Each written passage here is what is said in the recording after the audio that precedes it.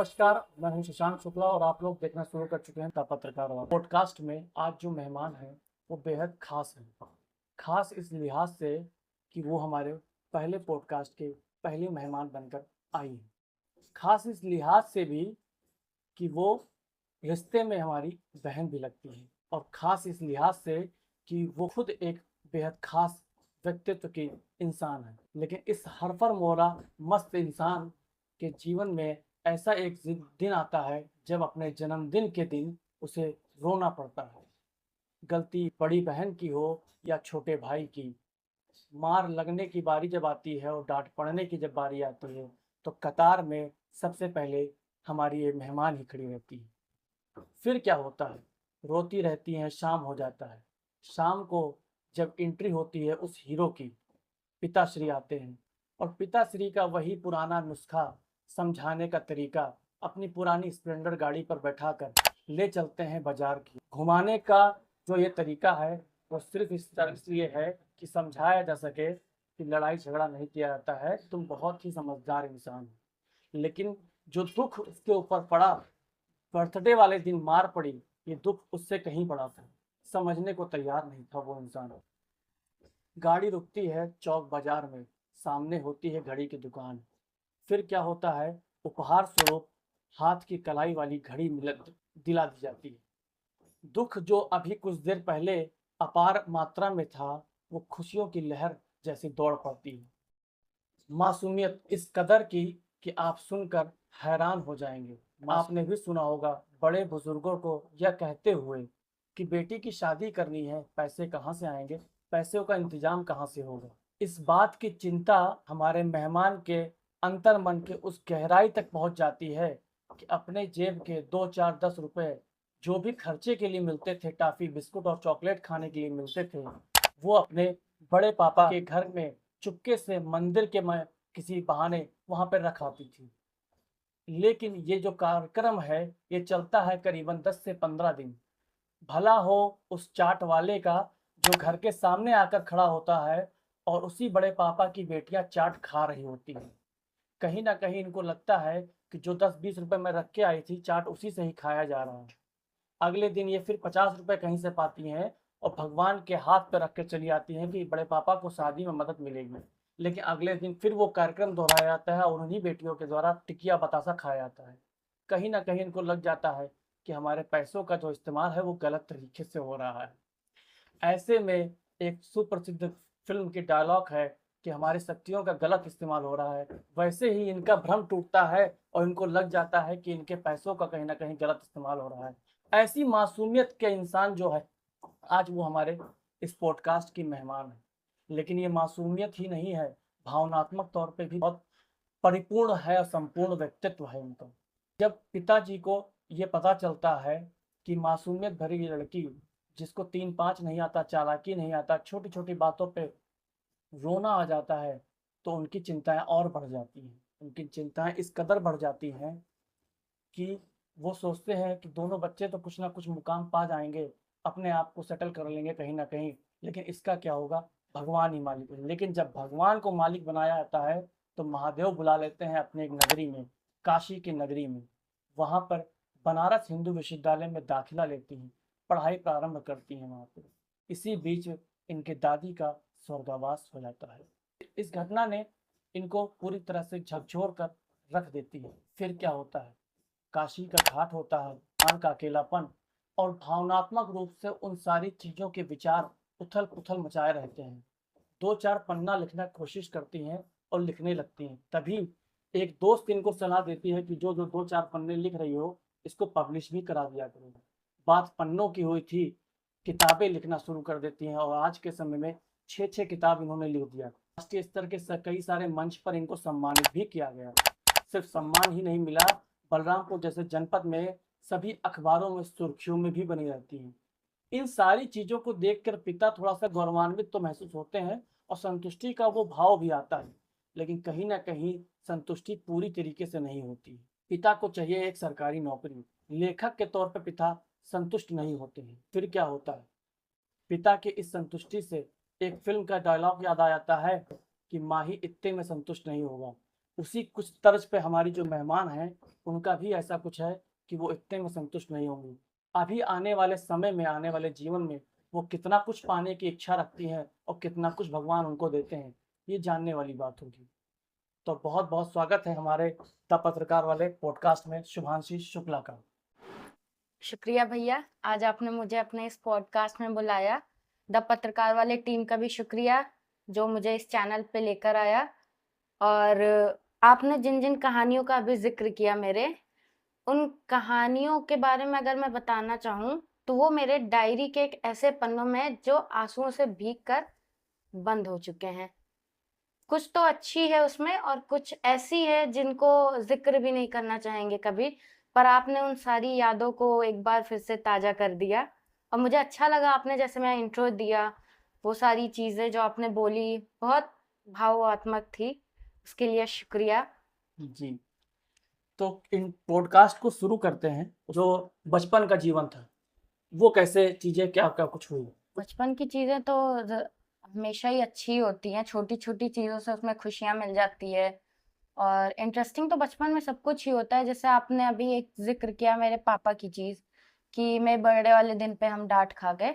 वो एक छोटी-सी खुशी थी, पर वो खुशी मेरे लिए आज भी बहुत है। वो आज भी मेरे पास ब्लैक स्ट्रैप की सोनाटा वॉच थी जो पापा ने दिलाई थी। वो आज भी अभी रखी हुई है मेरे पास, एक अनमोल खुशी बनकर। पर मेरा जो पहला फ़ोन था वो ऑनर का था हुँ, और वो फ़ोन मुझे दिलाया था मेरे छोटे भाई ने। तो वो भी मेरे लिए एक बहुत खुशी की बात थी, तो वो भी मेरे लिए बहुत परिवार खुशी में वाली कितने चीज़ लोग है। हैं और परिवार के बारे में थोड़ा बहुत कुछ? मेरे परिवार में तो जॉइंट फैमिली है, वैसे मम्मी है, पापा हैं, दीदी है और भाई है। हम एक फैमिली है, बाकी मेरी पूरी जॉइंट फैमिली। तो फैमिली में सिस्टर और भाई के बारे में भाई किस तरह का रिलेशन था बचपन में लोगों के साथ? बहन के साथ तो बहुत अच्छा रिलेशन नहीं था क्योंकि वो शुरू से बहुत स्ट्रिक्ट रही हैं और बहुत समझदार रही हैं। अब चाहे बड़े होने के उससे फ़र्ज़ से वो समझदार हो गई पहले ही या जिस भी फ़र्ज़ से हुई, पर वो बहुत समझदार होने की वज़ह से हम दोनों में बहुत खिचपिच होती थी। लेकिन जो मेरा भाई के साथ था वो ऐसा रिश्ता था कि हम सारी बातें शेयर कर सकते थे। कुछ भी होता था तो हम रो भी सकते थे साथ में। मेरी बहन पहली बार जब कोटा गई थी, हमें याद है इसी कमरे में पापा-मम्मी छोड़ने गए थे, तो हम रो रहे थे। तो मैंने उसको बोला चुप हो जा भाई क्यों रो रहे हो? तो कहता है कि इससे अच्छा तो बहन की शादी हो जाती, भला महीने-महीने में मिलने तो आती मुझसे। कुछ तो भाई-बहन से तो अच्छी थी, अब तो बहन से भी बहुत अच्छी हो गई है। जो कहानी पता चली आपके बारे में कि डाँट हमेशा आप ही को पड़ती थी, मार हाँ। हमेशा आप ही को पड़ती थी। हाँ, क्योंकि दीदी थोड़ी ज़िद्दी प्रकार की थी, तो ऐसा होता था कि अगर उनकी बातें नहीं मानी जाती थी तो वो रो लेती थी। और उनका ऐसा था कि वो रोती थी तो पहली बेटी हो जाता था कि मेरी ज़्यादा गलती निकल आती थी और उनकी कम, तो हो जाता था डाँट मुझे पड़ गई। या कभी-कभी ऐसा हुआ है कि पापा ने दीदी को डाँटा, उसी दिन फिर मुझे भी पता होता था मेरी सहमत रात में लगनी ही लगनी है, चाहे जैसे मम्मी से। पढ़ाई-लिखाई में कैसा मन था? बचपन में तो पढ़ाई-लिखाई में बिल्कुल मन नहीं था, लेकिन अभी भी तो नहीं हो रहा है। 12th क्रॉस करने के बाद फिर एक इंटरेस्ट बढ़ा पढ़ाई में कि नहीं भाई कुछ करना है, अगर कुछ करना है तो पढ़ाई करना ही पड़ेगा। फिर इंटरेस्ट हुआ, फिर पढ़ाई किया, मास्टर किया। इंटर आपने यहाँ से बलरामपुर से किया, जी, इंटर। उसके बाद स्नातक आपने एमएलके पीजी कॉलेज से किया। किस सब्जेक्ट में? मैंने हिस्ट्री से किया था, आर्ट साइड से किया था। उसके बाद कैसे विचार आया, कैसे प्लान बना कि बीएचयू की तरफ चलना चाहिए, जबकि बड़ी बहन टेक्निकल फील्ड में जा चुकी है आपकी? हुँ। हुआ ये था कि मुझे जाना था साइंस साइड में, हुँ, बायो साइड लेना था, मुझे नर्सिंग करना था। पर यहाँ पर जब मैंने एमएलके में एडमिशन ले लिया तो वहाँ से मेरा फिर ये हो गया कि अब मुझे पावर चाहिए। तो उसके लिए मुझे आर्ट साइड लेना पड़ा। आर्ट से फिर हिस्ट्री में मुझे इंटरेस्ट ज़्यादा हुआ कंपैरिज़न टू सोशियोलॉजी और होम साइंस। तो मैंने इसलिए वहाँ से सीयूईटी का एग्ज़ाम दिया। मुझे 2 कॉलेज मिल रहे थे, दिल्ली यूनिवर्सिटी मिल रही थी, उसका कोई एफ़िलिएटेड मिल रहा था और एक मेन कैंपस बनारस खुद ही मिल रहा था। तो पापा का था ये कि दिल्ली से बेटर तुम बनारस ही चली जाओ, तो मैंने वहाँ से फिर बनारस की जर्नी स्टार्ट कर दी थी। बचपन की बात, जो ये पैसा देने वाली बात थी बड़े पापा को, जी, ये जी। क्या थी कहानी? ये थी कि उनकी जो बड़ी बेटी हैं, उनकी शादी तय हो गई क्या थी, नाम है? पूजा शुक्ला। तो उनकी शादी तय हो गई थी, उसी बीच में उनके घर पे चोरी हुई थी। उनकी खिड़की के पास से चोरी हो गया था, तो थे तो छोटे ही वही 8 साल के रहे होंगे हम। तो इतना तो पता था कि शादी में बहुत पैसे लगते हैं, ये होता है, और उस टाइम पे ये कंडीशन हो गया कि चोरी हो गया। तो जब भी पापा जैसे कभी-कभी हम लोग स्कूल जाते थे, दे देते थे, जाओ टॉफी खा लेना, तो वो पैसे हम बचा लाते थे। हम सोचते थे कि ये पैसे बटोर के एक शादी के लिए थोड़ा तो खर्चा आप कर ही सकते हैं हैंडल। तो जब भी होता था 10 रुपए, 20 रुपए जितना भी होता था, तो उनके भगवान जी के पूजा के थाली किसके? में रखाते थे बड़े पापा के घर में अपने, कि उनको थोड़ी मदद हो जाएगी। तो ऐसे करीबन चलते गए 20-25 दिन ये चीज। फिर कभी ऐसा हुआ कि मेरे घर कोई गेस्ट आए तो मुझे 50 रुपए मिल गया या 100 रुपए मिल गया। तो जब कभी 100 मिला तो उसमें से 50 हम भगवान जी के हाथ पे रखाते थे कि इससे ज्यादा मदद होगा, 5-10 से तो इतना नहीं होता पर इससे ज्यादा हो सकता है। फिर अचानक मैंने कुछ दिन नोटिस किया कि जब भी हम पैसे रख के आते थे तब भी हमेशा वो लोग हमारे घर के सामने एक टिक्की का ठेला आता था, वो उसका टिक्की जरूर खाते थे। तो मैंने ये 2-3 बार नोटिस किया कि ऐसा होता है। फिर मैंने छोड़ दिया रखना पैसा। तो मुझे रियलाइज हुआ कि उस पैसे से इनका शादी का तो ये नहीं डील करें अपन। तो आपके तो कहीं ना कहीं आपको लगा कि आपके शक्तियों का गलत इस्तेमाल हो रहा हाँ, ऐसा कह सकते हैं। छोटी उम्र थी तो थोड़े तो ना समझ थे है। ही। फिर उस दिन से पैसा रखना बंद। फिर मैंने रखना बंद शादी कर हुई दिया। उनकी कि नहीं हुई? हाँ, शादी उनकी हो गई, उनके आज 2 बच्चे हैं। उनको ये कहानी पता है कि नहीं? नहीं, मैंने अभी जल्दी ये कहानी अपने मम्मी को बताया 4 महीने पहले ही। मैंने बाकी किसी को ये कहानी अभी तक नहीं बताई है। दादी का जब स्वर्गवास हुआ आप उस टाइम कहाँ पे थी और किस तरीके का माहौल था उससे पहले उससे बात का? दादी का जब स्वर्गवास हुआ था तो हम में थे। 3 दिन तक थी हॉस्पिटल में, तीनों दिन उनके साथ थे। फिर उसके बाद वहां से जब घर आए, फिर कुछ देर बाद कॉल आता है कि दादी का ये हो गया है। वो माहौल तो बहुत गंदा ही था, घर के लिए भी, फैमिली के लिए, हर किसी के लिए। मैंने जिन्हें कभी रोते नहीं देखा था उन्हें भी रोते देखा उस माहौल में। लिखने की शुरुआत भी आपकी उसी समय कुछ? हाँ, मेरी जो लिखने की जर्नी शुरू हुई थी वो यहीं से शुरू हुई थी कि दादी के डेथ के तीसरे दिन मैंने कुछ लिखा था दादी पे। फिर वहीं से मैंने पापा को सुनाया, तो वहां से मेरी जर्नी ज्यादा शुरू हुई लिखने की। वहां से लिखना शुरू किया, फिर लोगों को बताना शुरू किया कि हम लिखते हैं, वरना तो लिख लेते थे, डायरी में रखते थे। फिर वहां से मेरी जर्नी ज्यादा अच्छी लिखने की शुरू हो गई। पहली बार किसने सलाह दिया कि इसको पब्लिश कराया जाए, कैसे क्या किया जाए? पहली बार मुझे पब्लिशिंग का जिसने भी दिया था वो थी एक निकिता गुप्ता, जिनसे मैं ओ लेवल की क्लासेस में मिली थी। उन्होंने मुझे बताया कि तुम्हारे कंटेंट अच्छे होते हैं, इसको पब्लिश कराना शुरू करो। उन्होंने मुझे पहला पब्लिकेशन भी दिया, हमरू पब्लिकेशन। वहां से मेरी लिखने की जर्नी और स्ट्रांग होती गई, क्योंकि जब एक पब्लिकेशन मिला तो आपको एक राह मिलती है कि आपको कैसे लिखना है, क्या करना है। आप एक अच्छे अच्छे राइटर से मिलने लगते हो वहां से। एचयू की जर्नी के बारे में? बनारस की जर्नी थोड़ी तो मुश्किल थी मेरे लिए, क्योंकि वहाँ एक जैसे मैं एक जॉइंट फैमिली वाली मेंबर, वहाँ एक मेरे साथ अकेलापन हो गया। तो वो अकेलापन पहले तो मुझे चुभता था, बहुत चुभता था, लेकिन फिर धीरे धीरे उस अकेलेपन की आदत होने लगी। एक कमरे में सिर्फ मैं और वो दीवार होती थी। तो वहां से मेरी लिखने की भी जर्नी बहुत अच्छी हो गई थी। और वहाँ का कैंपस, अगर कैंपस की बात की जाए वहाँ की, तो वो तो अच्छा है अगर आप दिन दिन में देख रहे हैं तो। अगर आप रात में जा रहे हैं तो वो सेफ बिल्कुल नहीं है, लड़कियों के लिए भी नहीं है और कहीं ना कहीं लड़कों के लिए भी नहीं है वो सेफ। क्योंकि वहां पर ऐसा है कि किसी के लिए कोई रूल नहीं है, आप जब भी मन करे आप कैंपस में जा सकते हैं। फिर चाहे आप कैंपस के हो या ना हो, आप स्टूडेंट हो, आप टीचर हो, वो कोई मतलब नहीं है। वहां पर कोई आपको रोकने वाला नहीं है, आप कहीं भी घुस जा रहे हैं। तो वो कहीं ना कहीं लड़कियों के लिए बिल्कुल सेफ नहीं है रात में। दिन में भी वहां बहुत सारे इंसिडेंट होते हैं। वैसे भी वहां की डीन और सारे चीजें इतनी स्ट्रांग है कि कैंपस की हर एक चीज को दबा दी जाती है। तो वहाँ कैंपस के जो भी इंसिडेंट होते हैं या जो भी कांड होता है वो कभी निखर के नहीं आता है।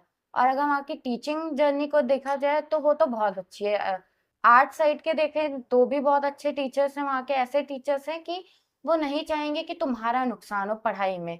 उनको पढ़ाना है वो पढ़ाएंगे, फिर चाहे किसी की डेथ भी हो गई हो तो वो ये बोलेंगे ठीक है मिट्टी में वो मेरा इंतजार कर लेंगे, पर मैं क्लासेस नहीं बंक करूंगा। और अगर वहाँ के एग्जामिनेशन टाइम की बात की जाए तो उनका कोई शेड्यूल ही नहीं है, वो कभी भी आपका एग्जाम ले सकते हैं। उसके लिए वो आपको इन्फॉर्म करेंगे 2 डेज़ पहले। कभी-कभी ऐसा हो जाता है कि आप एग्ज़ाम डे के दिन पहुँचे और कुछ बच्चों ने धरना रख दिया, तो एग्ज़ाम कैंसल और वो आपको एग्ज़ैक्ट एग्ज़ाम टाइमिंग पे ही पता चलेगा कि आपका एग्ज़ाम कैंसल हो गया।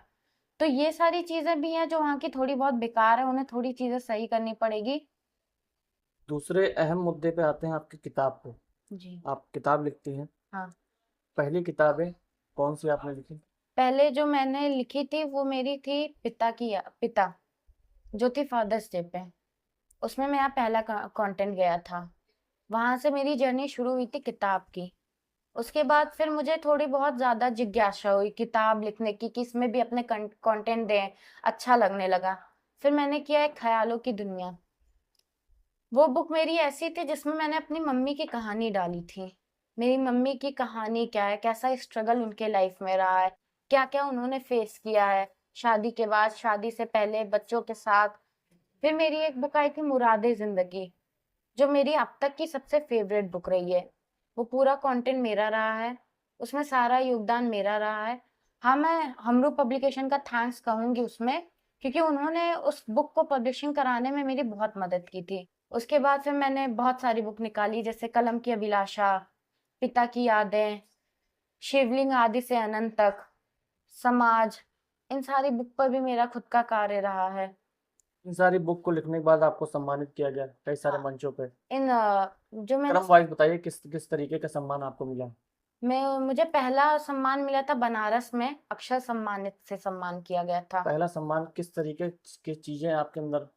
पहला जो मुझे अक्षर सम्मानित से सम्मान किया गया था, उसमें मैंने खुद का नाम खुद से नॉमिनी में डाला। फिर वहाँ से मुझे पता चला अच्छा ये भी मुझे ऐसे मतलब ये लोग भी मुझे ऐसे सम्मान कर सकते हैं, मुझे मेरे पोएम से भी सम्मानित इससे पहले किया जा भरोसा नहीं सकता था है। कहीं? मुझे इससे पहले नहीं लगता था कि मेरे कंटेंट इतने अच्छे हैं कि मुझे सम्मान दिया जाएगा। लगता था छोटे मंच पे, मैंने 1-2 जगह पे मिलन वगैरह हाँ, में जहाँ कवि पे सम्मेलन में कविताएँ हाँ, पढ़ी जाती हैं। वो वाला। तो उसे क्या कविता का एक बोलते हैं? मंच पे आप हाँ। गई हैं। तो बहुत सारे मतलब मैंने बनारस में ही किया कविता के मंच पे गई हूँ 2-3 जगहों पर। तो वहाँ पर भी मुझे ऐसा नहीं है एक जगह से मुझे 1000 की राशि प्राप्त हुई थी मेरे पोएम की वजह से। एक जगह से मुझे सफारी का बैग भी प्राप्त हुआ था। फिर वहाँ से मुझे लगने लगा कि अच्छा हम मेरे लिए अच्छी है। मुझे मेरी कविताओं से सम्मानित किया जा सकता है। फिर वहाँ से मैंने किया अक्षर सम्मानित से। फिर मेरा सबसे बड़ा और सबसे पहला जिसे मैं अक्षर सम्मान के बाद भी जिसे पहला गिनती हूँ, मैं दिल्ली में एक इवेंट हुआ जो था विकसित भारत समिति। पहला इवेंट यही था? पहला इवेंट हम इसे बड़ा कहते इवेंट हैं यही था? बड़ा इवेंट मेरे लाइफ का सबसे बड़ा इवेंट। कैसा लगा उस टाइम जब उस स्टेज पे या मंच पे आप जा रहे होंगे? जब हम जा रहे थे मुझे तब तो थोड़ी घबराहट हो रही थी, थोड़ी नहीं बहुत हो रही थी क्योंकि जब मैं वहाँ पर पहुँची मैंने देखा कि वहाँ पर बहुत हाई प्रोफाइल के लोग थे। हाई प्रोफाइल मतलब? हाई प्रोफाइल मतलब एक स्पोर्ट जो आपको इंडिया को जो गोल्ड मेडल दिला रहा है, उसके टीचर हों। इतने बड़े मंच पे मेरा आना अपने ही कैसे देश हो के लोग पाया? भी थे या बाहर के भी नहीं, थे? नहीं वहाँ पर कुछ बाहरी लोग भी थे जैसे केन्या की थी, ब्राज़ील की थी। तो वहाँ तो ये जो अंतर्राष्ट्रीय कुछ सम्मान था? ये अंतर्राष्ट्रीय सम्मानित वो सम्मेलन था तो यहाँ पर सम्मान लेना मेरे लिए बहुत ज़्यादा गर्व की बात थी। ये पहला ऐसा सम्मानित स्टेज था मेरे लिए जहाँ पर मैं अंतर्राष्ट्रीय लोगों से भी मिलने का मौका मिला। वहाँ पर एक ऐसे लोग थे जो 85 ईयर के थे जिन्होंने अपने पूरी बॉडी को डोनेट कर रखा था मेरे लिए। उसके बाद फिर मुझे मिला भव्य फाउंडेशन की तरफ से सम्मान किया गया। वो था मेरा जयपुर में। फिर उसके बाद मुझे किया गया भारत श्री सम्मान अवार्ड से। तो ऐसे-ऐसे मेरी जर्नी स्टार्ट हुई। मेरी मुझे कई बार मेरी किताबों के लिए भी सम्मानित किया गया। भला मैं वहाँ जा नहीं सकी तो उन्होंने मेरा सम्मान खुद ही भेजा है। तो ऐसे बहुत जगहों से सम्मानित हुए। अभी रिसेंटली 2 जगह से और नॉमिनी में डाला गया है, भारत श्री भूषण अवार्ड और एक भव्य फाउंडेशन का एक और है, उसमें भी मेरा नाम गया है। इन सारे सम्मान जो आपको मिले फिर उसके बाद अखबारों में सुर्खियां रही, अखबारों में हेडलाइंस ऐसा बना, अमर उजाला से लेकर दैनिक जागरण की जी। बलरामपुर की बेटी ने गौरवान्वित किया बलरामपुर को। इन सारी तमाम चीज़ों से पिता की संतुष्टि को आप किस तरह से देती हैं? पिता कितना संतुष्ट हुए अब? मतलब मेरे पापा तो बहुत ज़्यादा खुश हुए जो भी सम्मान मिला उन सबसे। पर उनका एक चिंता अभी भी ये है कि कोई एक फिक्स नौकरी तो है नहीं। उनको उनका शुरू से सपना रहा है कि गवर्नमेंट जॉब में तीनों में से कोई एक ना एक तो। हम हाई स्कूल में जब मेरा रिजल्ट आया था तो उन्हें ये था कि हम 3rd डिवीजन से भी पास हो जाएं, बस हो जाएं। लेकिन मेरा 1st डिवीजन आया था, वो उनको वो अलग बात। शॉकिंग भी लगा। लेकिन उनका ये शुरू से रहा है कि मेरा पढ़ाई में इतना मन नहीं लगता था, तो उनको रहता था कि दीदी भैया से ये स्पेशली कहा जाता था कि मेहनत करो, आईएएस लेवल पे भी आओ, कोशिश करो। अभी इधर 1 साल से मुझसे भी कहा जा रहा है, पर कुछ पापा कुछ इतना नहीं उम्मीद कहते हैं जितना मम्मी कह कुछ देती कुछ हैं। उम्मीद बढ़ने लगी है। हाँ, उम्मीद बढ़ने लग गई है। अब वो कहते हैं कि शायद यही पूरा कर दे मेरा सपना। तो ये थी शुभांशु शुक्ला, बलरामपुर। इन सारे बातचीत से जो पता चला कि अभी आगे बहुत सारी चीज़ें इनकी प्लानिंग में है जो इनको करना है। हमारा जो पॉडकास्ट है ये यहीं पे ख़त्म होता है। हमारे पॉडकास्ट का जो उद्देश्य है, जो हमने शुरू किया था पत्रकार वाला चैनल पे, उसमें ये कहीं का भी ये मानक नहीं है। जैसा कि आपने भी देखा, ये बहुत ही सामान्य सी लड़की हैं, इनके बहुत सारी बड़ी बड़ी उपलब्धियां नहीं है, बहुत ज़्यादा बड़ा सफलता अभी नहीं है, लेकिन फिर भी हमने पॉडकास्ट में इनको इनवाइट किया और ये आई। ऐसे आप जैसे कोई कई सारे लोग, तमाम लोग जो बहुत ज़्यादा सफल नहीं, ज़रूरी नहीं है कि आप लोग अपने क्षेत्र में किसी भी चीज़ में आप बहुत बड़ा झंडा गाड़ के आए हों तभी आप पॉडकास्ट में आ सकते हैं। बहुत सारी छोटी छोटी सफलताएं ही इंसान को बड़ा बना देती हैं। छोटे शहर में छोटे लोगों को जो मंच नहीं मिल पाता है, मैं कोशिश करूंगा कि मैं कई सारे लोगों को आने वाले समय में इस तरीके का मंच उपलब्ध करा सकूं। जरूरी नहीं सफलता ही हो, बहुत सारी असफलताएं ही आपकी हों, अगर उसके लिए भी अगर आप आते हैं, हमारे साथ बातचीत करते हैं, तो तमाम ऐसे लोग जो आपकी बातों को सुनेंगे तो उनको ये चीज़ जरूर पता चलेगा कि क्या नहीं करना है अपने जीवन में जिससे सफल हो सके हम। इस पूरे पॉडकास्ट के दौरान जो मेहनत लगी है, उस कैमरे के उस पार संतोष सिंह बैठे हुए हैं जिन्होंने पूरे सेटअप को अच्छे से मैनेज किया। धन्यवाद।